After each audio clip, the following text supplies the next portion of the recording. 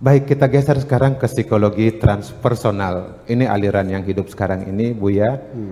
Bahkan foto yang saya pajang ini seorang guru sufi dari tarekat dari Turki, Halfet Tijerahi.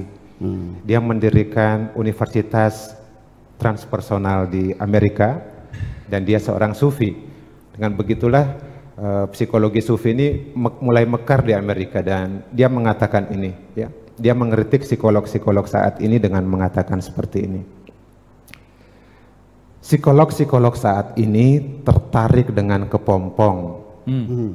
Mereka tidak melihat sisi lain dari proses itu menjadi kupu-kupu. Nah, undangan kita hari ini gambarnya kupu-kupu ya. Psikologi transpersonal berusaha melihat keseluruhan proses dari kepompong sampai kupu-kupu. Itu yang dikatakan oleh Fraser. Nah, jadi orang-orang transpersonal itu sangat tertarik dengan proses perubahan manusia menjadi the best, menjadi yang tercantik, menjadi yang terindah. Nah, psikologi selama ini dianggap hanya mengurusi hal-hal yang sifatnya personal, dan personal itu masih belum asli, disebut sebagai palsu, dan masih berorientasi pada pengalaman biasa, apa yang terjadi di badan kita, soal emosi, pikiran, perasaan, itu hal biasa bagi orang transpersonal. Mereka mengajak kita masuk ke dimensi lain yang disebut dimensi spiritual. Disitulah kita, menurut aliran ini, akan ketemu wajah kita yang asli. Wajah kita ini kebanyakan yang kita lihat satu sama lain wajah-wajah palsu. Di mana wajah asli itu? Nah, itu harus ditemukan dalam diri sendiri. Proses menemukan itu disebut sebagai pengalaman transformasional tadi. Nah, dulu Buya waktu saya kuliah, saya dikasih mantra ini Buya. Bunyinya begini Buya. I have this body, but I am not this body.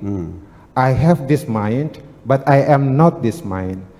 Saya punya badan ini, tapi ini bukan saya. Saya punya pikiran, perasaan, emosi itu ada, tapi itu bukan saya. Nah, kami diminta kalau mau jadi transpersonal, kalau betul-betul menyadari itu katanya, kamu menjadi transpersonal dan kamu masuk ke dunia spiritual. Nah, itu tugas kami Buya, menghayati mantra ini.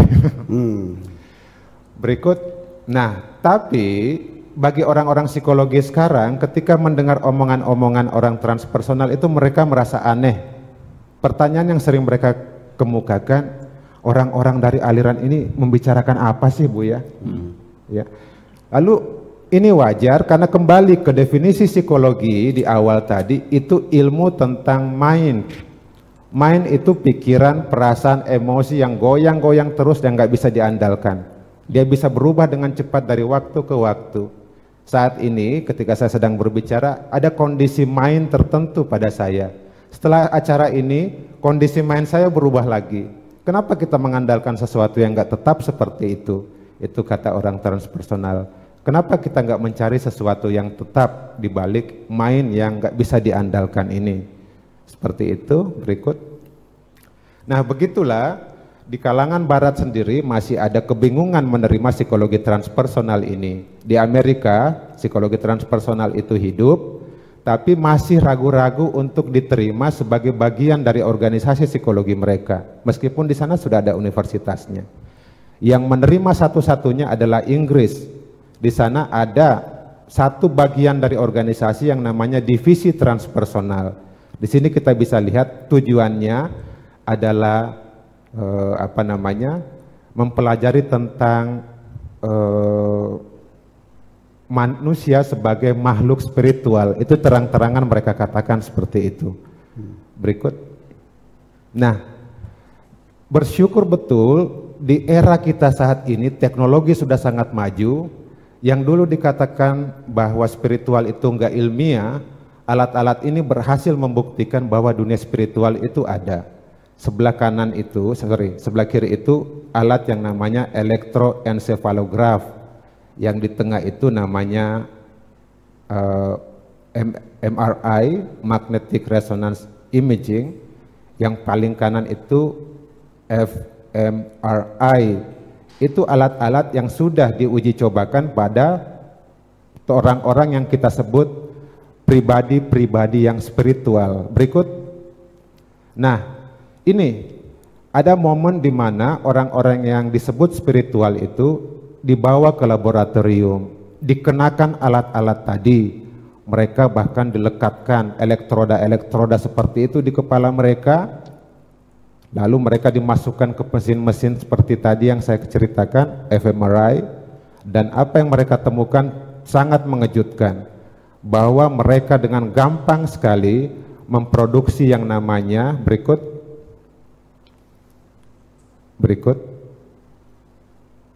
Nah, gelombang gamma. Ini gelombang yang sangat cepat dan hanya diproduksi oleh orang-orang yang terbiasa menenangkan diri. Mereka dialiri oleh pengalaman-pengalaman yang penuh aspirasi, inspirasi, intuisi mereka sangat hidup dengan aktifnya gelombang ini. Nah, bagi yang penasaran dengan itu, di sini saya beri cover buku untuk menunjukkan bagaimana ilmuwan-ilmuwan dari kedokteran ya berhasil menguatkan bahwa yang namanya spiritualitas itu benar. Mereka orang-orang yang bisa kita jadikan contoh tentang manusia-manusia yang sangat sehat. Berikut. Nah, beberapa ajaran timur akhirnya masuk ke barat. Yang dikenal di barat itu mindfulness. Mereka dilatih untuk betul-betul hidup tanpa menilai, menikmati hidup mereka di sini tanpa ditarik ke masa lalu atau masa depan. Istilah mereka itu mindfulness. Dan di Indonesia ini saat ini kalau saya buka di internet, pelatihan-pelatihan ini begitu banyak merebak di Indonesia, pelatihan mindfulness.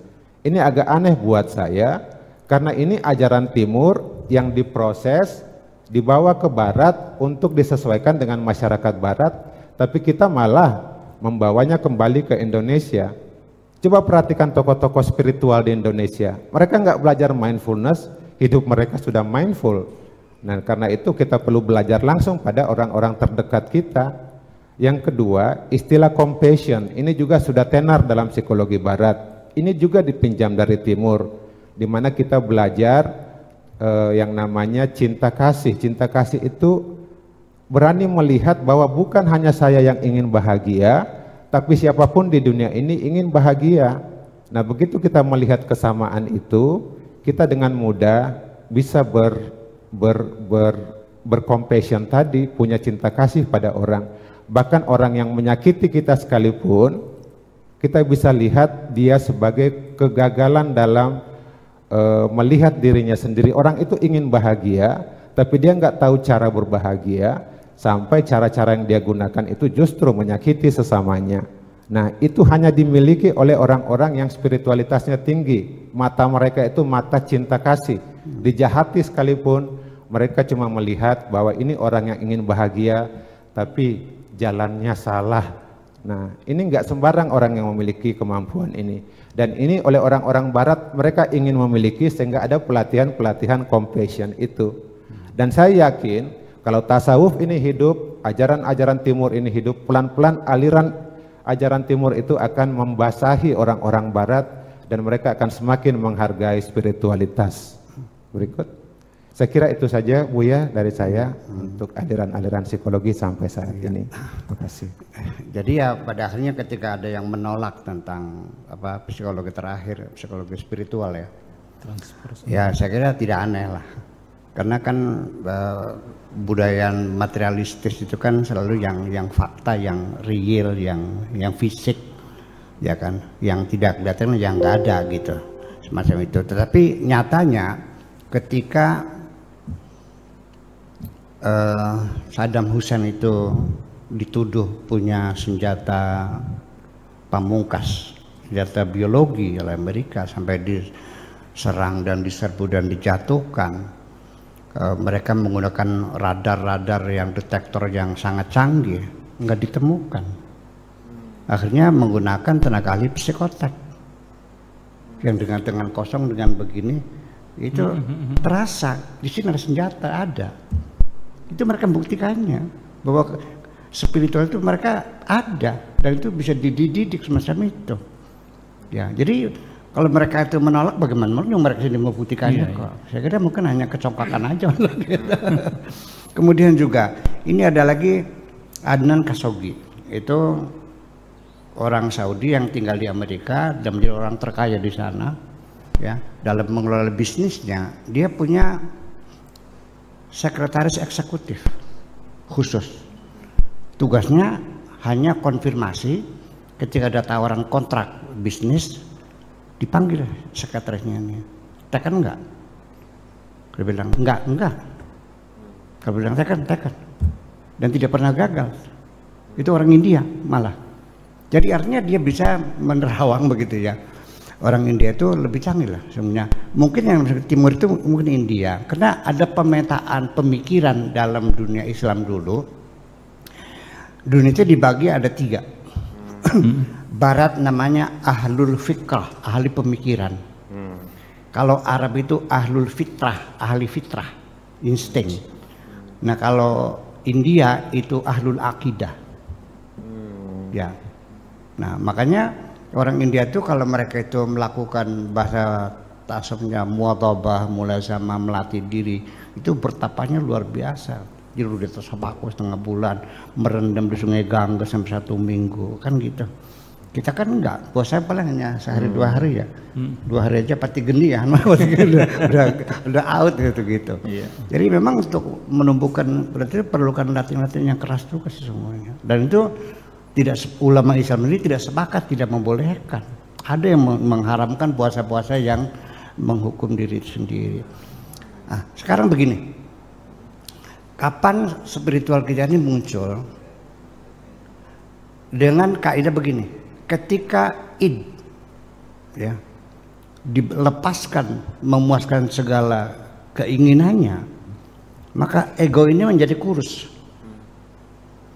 Tetapi ketika id itu ditindas, maka ego menjadi kuat. Contohnya gimana? Bulan puasa, kita sayang sebulan kan puasa biasa. Di siang hari kita nggak makan, nggak minum, ya kan, mencegah nafsu birah juga kita tahan dulu. Dalam 1 bulan saja apa yang terjadi? Itu ada muncul kepedulian sosial. Orang yang berpuasa itu mulai memperhatikan tetangganya yang belum masak. Tetangga dapur yang tidak berasap tuh diintai, kenapa enggak ini? Disuruh anaknya coba lihat sana. Ternyata anaknya datang lagi belum masak, nggak punya beras. Sambil menangis dia ngambil beras, dia kirimkan kasihan. Ini uangnya 20.000 buat bikin nasinya. Dia kenapa peduli seperti itu? Orang puasa kan lapar, ngantuk, dahaga. Tapi kenapa di malam harinya mereka bisa melakukan sholat sunnah sampai 23 rakaat, ditambah lagi malamnya baca Al-Quran sampai jam 12 malam dalam keadaan lelah badan kok lebih tinggi? Coba kita buktikan. Selesai puasa, kepedulian sosialnya masih ada atau udah hilang lagi? Udah hilang. Begitu Anda tidak puasa, bisa melakukan sholat sunnah 23 rakaat. Ini kan real, kita lihat, kita amati dan kita merasakannya. Nah itu ketika jasad ditindas, roh kita menjadi bangkit. Ketika kita lepaskan semuanya, roh kita menjadi lemah. Saya kira itu adalah satu realita yang bisa kita uji coba berulang-ulang. Dan kalau diuji berulang-ulang hasilnya sama, itu kan namanya ilmu namanya. Terima kasih.